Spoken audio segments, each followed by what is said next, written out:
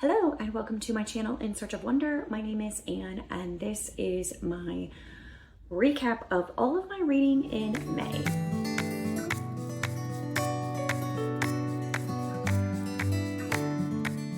So in case you're wondering, this is an iced Americano. And I made it because I started this tradition last year. So yeah, it's a very old tradition. Where the day before a big break at school, like summer break or Christmas break, I bring my espresso machine to school and I make Americanos and lattes for the teachers. I just got my espresso machine like a little over a year ago and I'm still learning. So I was playing around with the ratios to make sure I got the ratios right for the size of cup I have, etc. Also, I've never offered iced Americano before, so, but I thought it'd be nice with, you know, temperatures being hot or whatever, offering iced drinks, so it's pretty good. So anyways, to recap all of my reading in May. So first of all, being my birthday month, May was mood read May for me. I was determined to read what I wanted, when I wanted, without regard for readathons or challenges. I tried not to make any commitments other than ones that I wanted to do in the month of May. So, mission accomplished. And I was able to knock a lot of books off of mental lists of books that I had been wanting to read. I knocked off some books in my journal that I had been wanting to read. Just a lot of things that had been on my radar for a long time that I either read or I attempted to read and ended up DNFing, which was an accomplishment also because then, you know, I realized, okay, now I know that book is not for me, but you don't know until you try it, right? All in all, mission accomplished and it was a success. So first I want to go through and talk a little more specifically about what goals I accomplished in the month of May besides mood reading. And then I'll talk just briefly about the specific books, although I have already given lengthy reviews of all of them on other videos. So I'll just, you know, share some brief thoughts of an overall kind of overview how my reading went in May.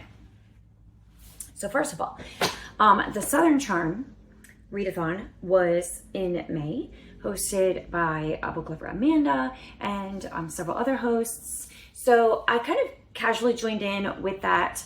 I started with all of the list of books that I have been wanting to read for a while, and I pulled from those, and many of them fit categories that were in the Southern Charm read-along. So the ones that I managed to, the prompts that I managed to fulfill are the Bless Your Heart prompt, which was to read an emotional or heartwarming read.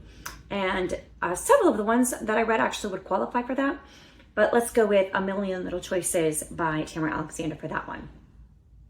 And then the next one was Sweet Tea, something sweet on the cover or a sweet story. And I didn't read anything with something sweet on the cover, but I read Where the Blue Sky Begins, which was a sweet story overall. And then Hot as Blue Blazes with a hot setting. I had a couple of options to read, but I didn't end up reading any of them actually, so didn't get that one. Heavens to Betsy, a mystery or thriller that will shock you, and I ended up not reading any mysteries or thrillers in May, so did not get to cross that off. All the Fixins with multiple genres, and I read The Midnight Library, which I feel like qualifies for that. Chicken and Dumplings, a comfort read, and for me that was Georgette Hare, which is one of my favorite authors to read as a comfort read, a fun read. And then Hey Y'all, a multiple point of view. I didn't read anything that had more than 2-ish perspectives, and even those are a bit of a stretch because it was like sort of dual timeline, but both of them were structured in that the historic timeline was more of, or the previous timeline was a diary or a memoir sort of thing. It was being told, so like a story within a story kind of thing. I'm not sure that really qualifies as multiple perspectives, but if it does, then A Million Little Choices would go with that. And also, oh goodness, what was it? The Words We Lost would be the other one. And then Howdy Partner, Friendship or Family. And The Watsons by Jane Austen definitely fit that bill. It was about a family called the Watsons. So I was able to have some fun with the Southern Charm readathon, and I enjoyed that very much. And other challenges and things that I fulfilled in the month of May, despite mood reading, was I read a book by Lucy Maud Montgomery for the Tea and Ink Society Read Your Classics Challenge. And I read Blue Castle, which was a buddy read with Courtney and Morgan, and we had a great time reading it, and I really enjoyed that. For the Read Your Shelf Challenge with Chantel, I was supposed to read either a new to me author, which was several of them. The Words We Lost, no, not that one. Where the Blue Sky Begins by Katie Powner, and The Midnight Library by Matt Haig. Unselected Journals of Emma M. Lyon by Beth Brower was also a new author for me. So several fit that. And a favorite author was the other option. And Georgette Hare is definitely a favorite author. Jane Austen is a favorite author. And Lucy Maud Montgomery is a favorite author. Tamera Alexander is a favorite author. So yeah, covered that ground too. So I've hit both prompts on both sides. I also am part of a book club that was reading Old Man and the Sea, but I opted out of that. Did not feel in the mood for that one, so I didn't read it. And I had a goal to finish reading Les Mis, Paradise Lost, and The Dead Shall Rise if I was in the mood to read them. I read them when I was in the mood, and I did continue reading in all three of those, but I did not finish any of them. So I did make progress though. So all in all, in terms of meeting goals and readathons, despite the fact that I was largely mood reading, I managed to accomplish a lot. So in my reading journal, I had some more specific goals for this year and kind of ongoing, and I was able to fill some of those. So all of the Austen I want to read, which honestly, this is actually all rereads. I have read them all, but I didn't remember them all. So I wanted to, anyways, read them all to where I could remember them. And so I was able to check off the Watsons here. So, and then in the list of Christian authors that I want to try, Katie Powner was on that list, and I finally read a book by her, so I was able to check that one off. And in all the Lucy Maud Montgomery I want to read, which again, a lot of this is rereading, but so many of these I read 30 years ago probably, so I don't remember much about them, if anything. So I'm rereading all of them. Some of them are probably will be first time reads. I honestly, it's been so long, I don't even remember which ones I've read and which ones I haven't. So, but I know I read a lot of them. So Blue Castle is one that I was able to check off. Blue Castle was one that I did not think that I had read, but as I started to read it, it was definitely ringing bells, and I remembered the plot twist before it happened. Like I was like, oh, I know what's going to happen with this character here. Or the reveal, maybe not the plot twist per se, but the reveal. So I definitely had read it before. I just didn't remember. So anyway, but I was able to cross that one off. And then there were several releases in 2023 that I never got around to in 2023. And so I was able to cross off two of those, Where the Blue Sky Begins by Katie Powner and The Words We Lost by Nicole Deese. So I have 4 more on that list to get to. And then I have 2024 releases that I need to read, but I'm actually doing better on those. And then this is my tracker for the whole year. And you can see the coral colorish ones, orangish, peachish. Those were what I read in May. And I read a total of 10 books in May, which is pretty good for me. To discuss what I read and did not read in May. Actually, hold that thought. There's a couple other of my goal lists I need to mention here. Nicole Deese is actually one of the author backlists that I want to read. And so I was able to cross off The Words We Lost there. Yeah, I have a whole bunch more, as you can see, that I have not yet read by her that I need to read, but I made progress on this list. I think that is all as far as goal accomplishment goes for the month of May. So now let's talk about the books that I read and my thoughts about them. Let's start with the ones that I did not finish. So I actually had 3. I made a whole row here of books that I DNF'd in the month of May. And I've already given lengthy explanations as to why, but just briefly I'll mention Godmersham Park by Gill Hornsby. It was based on real people, members of the Austen family, plus some people that they knew and were friends with, but it did not. It was trying to stay true to history while at the same time exploring kind of an alternate reality, not in the sense of like magical realism or anything fantastical or anything like that, just in terms of potential relationships or paths that the Austen family might have chosen, choices that they might have made, etc. So the author was playing around with history, but didn't commit to that. So it ended up being completely and totally a pointless story. I didn't enjoy it. And 35 to 40% of the way through or so, I gave up on it because, well, I kind of like skimmed through to see where it was going, and it was going where I thought it was going. And I was like, but then it didn't actually go there? Is that making any sense? Anyway, I didn't finish it. And then Seeking Mansfield was just too young adult for me. It was like the kind of young adult that I just can't engage with, like too teenager-ish. I have teenagers in my house. I don't need to read that.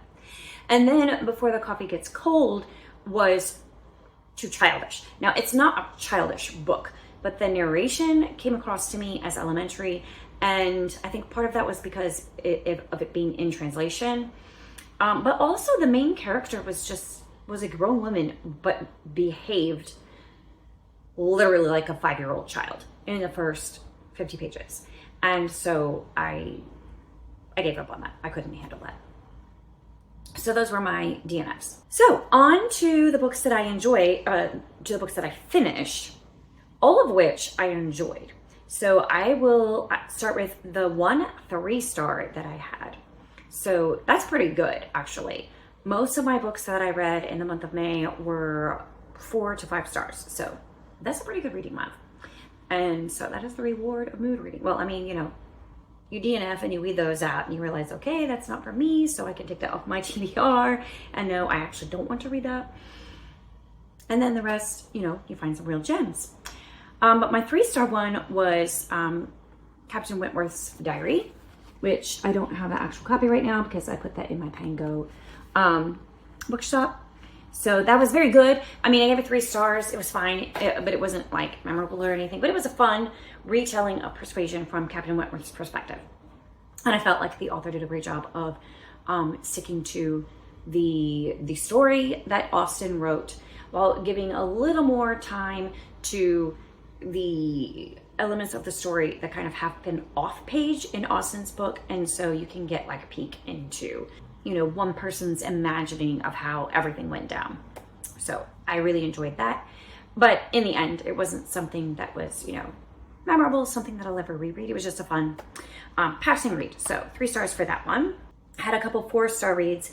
A Million Little Choices by Tamera Alexander was very well done. It dealt with heavy topics of divorce and relationship reconciliation and grief and trauma, and I think that it handled it very well. It just moved really slow for me. I had a hard time really getting into it, engaging with the characters. They weren't very likable. In the end, you're rooting for them, but they're not really lovable characters most of the way through. So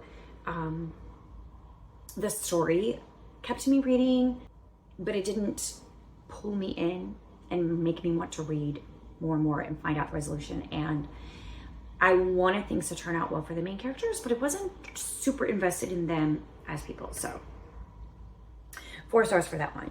I missed a 3.5 stars. So backtrack a little bit. I did give 3.5 stars to The Midnight Library by Matt Haig. I thought I enjoyed what the author was saying with the story, and I enjoyed the way that he explored the different paths a person had taken in their life and the different how your life might turn out differently or not, depending on if you make this choice here or that choice there or this choice here, or if you pursue this path instead of the one, over here. So it really explored all of those possibilities, and it tackles the issue of regret and the regrets that you have in your life, and what if you could go undo those regrets or redo those choices that led to those regrets. So it was a really interesting exploration of that, and I enjoyed that. And I enjoyed the conclusion that the author came to, but it just was some content in it that I didn't love. And yeah, it just wasn't like a full 5-star read for me. So back to the 4 stars. So then The Words We Lost by Nicole Deese was also a 4-star read for me. I enjoyed it very much. I think I may have been like putting too much pressure on the book. I should really love it because I loved the first book I read by her so much that I was kind of expecting the same experience from this one, but it wasn't quite as compelling for me. I enjoyed it. I liked it. I liked the characters. I liked the story. I liked the way the author handled the topics and the issues. Again, we have grief is a huge aspect of it. In fact, the author was kind of working through her own grief as she wrote this story. And so that's a huge theme. And I think that, you know, it was handled very well. There was also like issues of abandonment and again with relationship reconciliation and that sort of thing, all handled very well, and a great story. But again, kind of like A Million Little Choices, it wasn't something that like until I maybe about 75% of the way through, I started to get really involved and sucked into it, and I was willing to stay up later to read it, that kind of thing. Up until that point, I could take it or leave it, and I would leave it for days at a time. And then another 4-star read was The Watsons by Jane Austen. Now, it's only 4 stars because Jane Austen didn't finish it. So it was finished by someone named John Coates, and I thought he did a great job. But and it was a good story, and it was interesting. He did well mimicking Austen's style overall, but I just didn't like some of the conclusions that he came to, and the way he wrapped up the plot was a little thin to me. So it wasn't a perfect finishing of the novel that Austen started. But to be honest, she had only written about, I guess, 80 pages worth. So, you know, that's really just a beginning. So it's kind of hard to fully finish it like she would, you know. And then I had a couple 4.5-star books. 3 4.5-star books. So Where the Blue Sky Begins by Katie Powner. That one was a great book. It deals with someone facing the end of their life, and again, the issue of regrets and how the woman in this story handles those regrets and how she goes about reconciling with people that she had offended or been offended by. And at the same time, she is able to help a young man who is very self-absorbed and self-centered, but he has a good heart, and he, in the process of him helping her out and going on her errands of reconciliation, it ends up affecting him, and he is he just grows through his relationship with the main woman in the story, the main character. So it was really a very good story, very well written. I enjoyed it. So 4.5 stars for that one. And then Regency Buck by Georgette Hare, 4.5 stars. Not my favorite by her, but a very good one. I enjoyed it a lot. That's one that has some controversy among Georgette Hare fans. But honestly, I enjoyed it. I thought it was really good, and you know, it was very typical Georgette Hare. Not my favorite by her, but definitely closer to the top in the ranking of the ones that I've read. And then The Blue Castle by Lucy Maud Montgomery, which I really enjoyed very much. Definitely getting close to 5-star territory there. It was a very unique storyline about a girl who kind of breaks free from her really strict, overbearing family, which is a polite way of putting it, and how she is able to forge her own path in life without completely losing her sanity or her values or anything like that. And there's some fun twists and turns to the story, and yeah, it's a fun ride. So I enjoyed the Blue Castle, and I think, besides finishing the Anne series, other books by Lucy Montgomery that I'm going to read are going to be some of her other like individual romance novels, like Jane of Lantern Hill and those ones, because that one was a fun read. Enjoyed that. As for my 5-star reads, I read the first 2 volumes of the Unselected Journals of Emma M. Lyon, and I really loved it. It was so engaging and fresh writing, and of all of the books that I read in May, except for maybe Regency book and Blue Castle, yeah, of all of them, it was those were the books that I kept wanting to read. And honestly, part of me wanted to binge read the whole entire series, but I didn't quite do that. I have them on Kindle Unlimited, and so I will get to them. But currently, I decided to read other things. I had so many other things I wanted to read, but I will definitely be getting back to the rest of that series and reading more of them. I may wait until, well, I don't know. I definitely will be getting, maybe I'll read like one a month or something for the next 5 months, and then read the 8th one, because I think that's coming out soonish. But love those books, thought they were so fun, and look forward to reading more in the series. So that was my reading in May. Overall, a great month. Probably the best month of reading as far as books that I truly enjoyed and really loved reading in the whole month. I mean, in the whole year so far. So definitely a great month. So I enjoyed my reading in my birthday month, and I'm looking forward to what June will bring. I think it will be some more good reading, because the books that I didn't get to in May, I have mostly pushed to my June TBR. So I will enjoy some more fun reading in the month of June, and I'm looking forward to it. So let me know in the comments if you have read any of these, if you agree with my thoughts about them, and what you enjoyed reading in May, or did you DNF anything? If so, why? Let me know, and I will see you next time. Bye.